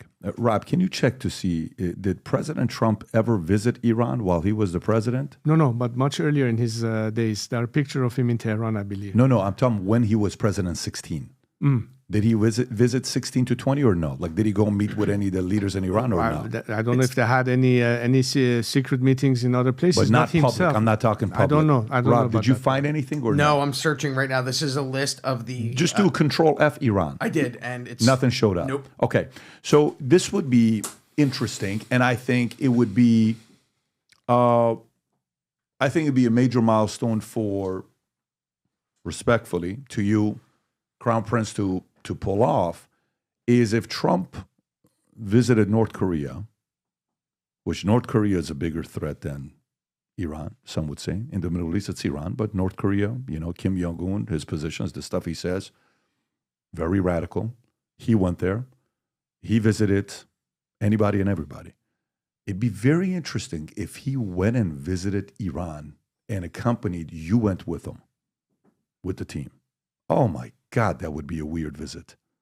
If you guys were to go there and have the conversations, that image of you sitting across from them with Trump next to you, that's a moment in history that I'd like to see. And I wonder, I got questions that I don't even know if I want to ask live. I wonder who's on your team. I wonder who's the people that are doers on your team that can get stuff done. I wonder who's working. I got a lot of those types of questions, but we're coming to the end. I got a couple of other questions I want to ask you, and then we'll wrap up. Rob, can you pull up that one clip with Eric Prince? He said this, and I'm curious if you can validate this or not. Is this true? Go ahead and play this clip if, this did happen to your father at the end or not. I'm sure if anybody can validate it, it's you. Go ahead, Rob. Let's just say hypothetically. And you know what? Someone just told me that the Shah converted to Christianity before he died. Did he really? Yeah. I've heard that story. Yep. Yeah, this is his last book he wrote before he died, Answer to History.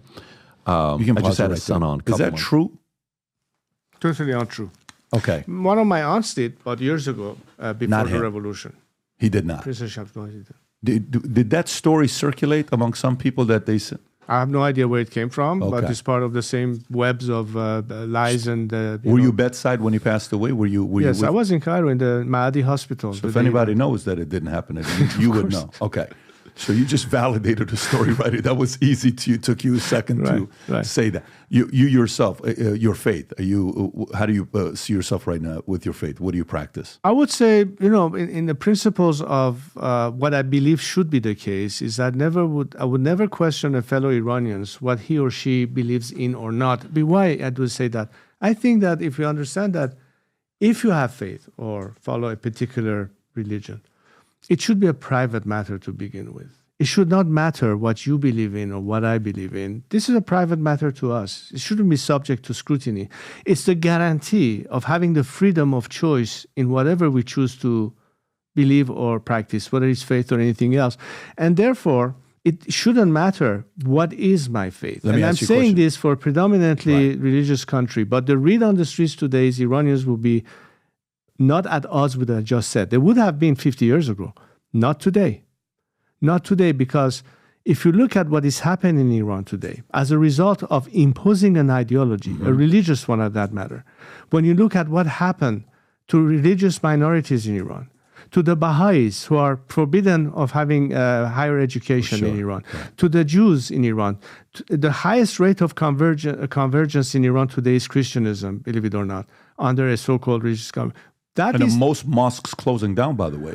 All of this means that Yeah. people say, listen, we ought to be able to freely practice without fear and punishment. So the principle that I would like to bring to the table here today, it shouldn't matter what I have as a faith or not. It should be about the principles and values of freedom. You think and a Christian man could be a leader in Iran or no? I hope one day Iranians will not worry about whether or not their leaders is a female or a male or a Jew or a Christian or an atheist. It should not be that. The number of mosques located in towns north has declined from 20% in 2010 to 6%. And Rob, if you can pull up the story I just sent you right now from CBN, Iran's Jesus Revolution, mosques close to as 1 million Muslims accept Christ, which is very, very interesting to see this underground project that's taking place in Iran with that. It's great to see. Last question. Again, this is selfish for me, not for anybody But else. hold on. You offered an image. Let me tell you Please, right now. go for it. Look, I can only, whatever I end up doing, I'm basing everything that I have only and solely on my fellow Iranians and their resources. Nothing foreign, governmental or otherwise. The image of me coming along with a foreign leader simply means that I'm a puppet of that government or country. I don't want President Trump to come and say, I endorse Reza Pahlavi.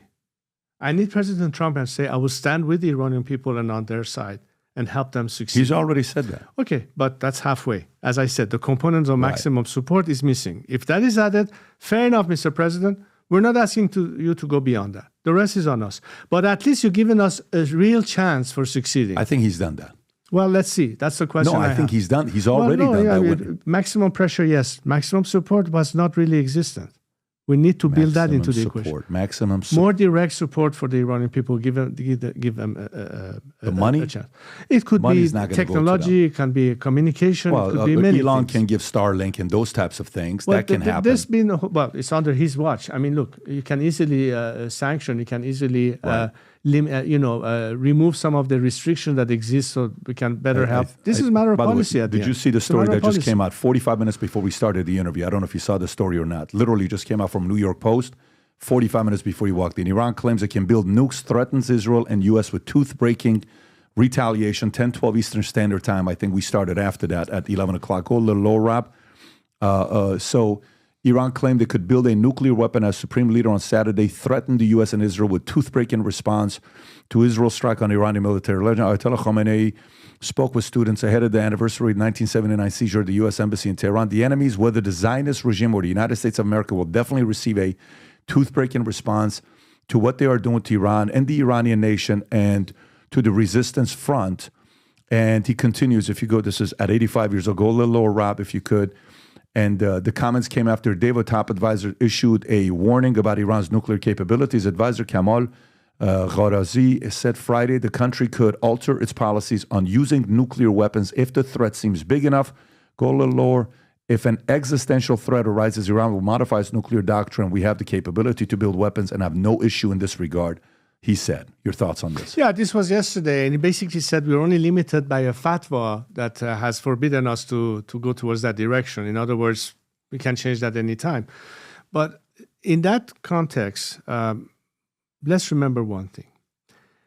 How fragile and vulnerable this regime is. They are basically puffing and huffing a lot, but the fragility of this regime comes down to Ali Khamenei himself, who, by the way, he is the one who is the problem, not the people of Iran. Iranian people don't want war. He does. But imagine a tent, and he is the pylon or the, whatever you call it, that keeps the tent up. The minute he's gone or is weakened, it will collapse. There are too many fractions within the regime fighting over power and inheritance. This is going to become even more relevant. You cannot depend, until now it's been Ali Khamenei having the final word and controlling every aspect of Iran's structure, whether it's the intelligence, whether it's the military, whether it's the Sepah, whether it is all the instruments under his watch. I don't think that his successors, including his son, will be able to maintain that apparatus of state any longer. Which goes back to your question: how did they survive for 45 years?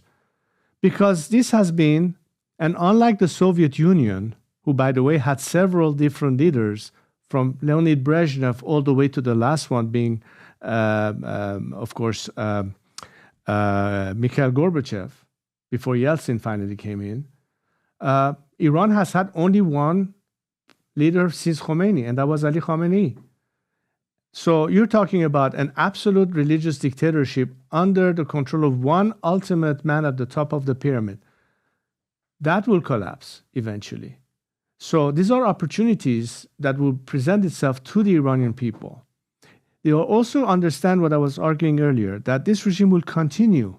Now, regardless of what kind of a nuclear deal you may have with them, it will continue fomenting regional conflict. It will continue taking hostages. It will continue supporting, all sorts of other methods. That's not going to disappear. The hate towards U.S. is not good. The hate towards the U.S. and Israel is not going away. And that's the part that I think you need to understand, that even if you say, you know what, we don't need to get involved in the Middle East anymore, well, they won't leave you alone. They will, in fact, force you. And the chances that you'll be forced back into the equation, this time dealing with a much higher state of conflict, will come down in the long term. So I am with you on this, Patrick, that this is now a moment that we need to be able to utilize. I think the Iranian people are ready more than ever. I hope that our counterpart, as far as one foreign key government is concerned, America, is also ready, only in the sense that that paradigm that has shifted in Iran proper needs to also shift in Washington in terms of foreign policy. Are we still talking about appeasement or dealing with the regime or trying to ask for a behavior change? Or are we this time saying we have their backs to the wall, let's throw the knockout punch? Not by America doing it for us, but by helping the Iranians have the best chance to succeed. And that's all we're asking for at the end of the day. Yeah, I don't know if you saw or not. Ayatollah Khamenei's X account was suspended. I think Facebook, Instagram, everybody. If you go, he tweeted something in Hebrew, and they instantaneously blocked him. What did he say? I'm not sure what he said. Zoom in a little bit, right? I had to see the translation, but that was about a couple of days ago, I think. Earlier on Monday, brief note suspended account. The X suspense account violate the X rules. The suspension occurred following Israel's first open strike against Iran in response to a ballistic missile. So it wasn't immediately clear what the X's violation was. Go a little lower. Elon Musk, social media, Ayatollah Khamenei's speech on Sunday, Israel struck in response to ballistic missiles, which saw 200 missiles, should not be exaggerated nor downplayed, will stop in a column of retaliation. The newly suspended X account, which was created on Sunday, began with a message in Hebrew that read, "In the name of God, the most merciful," a standard Islamic greeting. The second post referred to Khamenei's speech and was sent to English account. As Zionists are making a miscalculation with respect to Iran. They don't know Iran. They still haven't been able to correctly understand the power initiative and determination of the Iranian people. Go a little lower, Rob, if you could. And then here it says Khamenei has maintained multiple accounts for 85-year-old ex for years, has sent messages in a variety of languages in the past. This is not the first time he has used social media. Social media has been suspended. In February, Meta, Facebook, Instagram removed accounts associated with Iranian leader due to express support for Hamas following the group's support attacks on Israel on October 7th when Iranian-backed militant group Hamas, the operation. Okay. Yeah. So, it's really laughable when Khamenei says that they don't understand the Iranian people. In fact, he doesn't understand the Iranian people. And even worse than that, he doesn't care about the Iranian people at the end of the day. Do you think Iranian people know that? As I told you, they are on the streets proving that. They say death to the dictator. They are willing to risk life and limb just to make the point that we are tired and fed up of this regime. How long will the world continue letting these animals continue to threaten not just Iranians, but everybody in the region and beyond? Yeah, there was 2 clips of females. Rob, if you can bring one, just bring up both of them if you don't mind. We'll show the first one, and if you can moderate this. One of them was a young girl who, a soldier, a private. Go to the other one first, Rob. I stored these 2 things today. Right, that's exactly. You shared with me earlier. This is shown by Manoto official. If you can play this clip, and if you can moderate what's going on here. Go ahead. Well, this was a muted clip, so we only have this is CT cameras in Tehran. So this guy's trying to come and intimidate and at the same time said something to her, and now she's responding in plain view. I mean, this is a woman unveiled. In Iran. In Iran. What city? In Tehran, do you know the I city? think Tehran? it was. Reacting to I think it was Tehran. I'm not 100% sure. Wow. That was pretty... I mean, that shows that, in plain view, they wouldn't have done that 5 years ago. Well, listen, I mean, Dana White may reach out to her and but have her what's going to even more UFC. shocking is the next one, which is very telling. Go to the next one, Rob.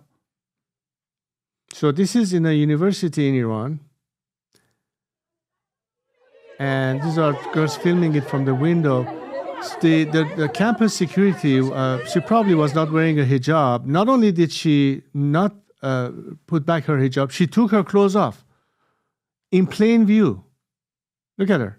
What's her attack by mobilized forces or university guards force of hijab? They keep harassing people into. These 2 This women. This is pure example of defiance, is what you're talking about. I mean, to the point that she knew she was going to get arrested. She did get arrested. On my way here, I was watching this, Patrick. But look at that. Who would have thought that in Iran, you would see something like this? What happened to her? She got arrested. The last thing I know, about a couple hours ago on my way here. What they would do to her? Do you know what they're going to do to her if she got arrested? And she's attractive. I mean, for her to have the audacity to do this? But what I'm trying to tell you is she's doing this hoping that not only Iranians see that, but people here in the West see that. How old is she? I 19 wonder years how old, many 20 years outlets old? here in this country, the media, will ever show this, as opposed to showing pro-Hamas demonstrations in Tehran. It's a lot of courage to do that. Good I'm for telling her you. courage. No, that's a lot of courage. And what keeps me going at the end of the day, Patrick, what makes me be sitting here talking to you, that I'm willing to give my life up to free my country, it's only because of them. It's because we cannot be indifferent to that. Because we cannot sit back and say, you know what, how could we let this happen? That's what I'm in this for. Not for me, for them. I think that's the place we can finish this interview with. As usual, another fantastic conversation with you, and I enjoyed every single time we do this, and I appreciate your sincerity, and I appreciate you being a sport to take me challenging you and pushing you back, and you're so respectful about it.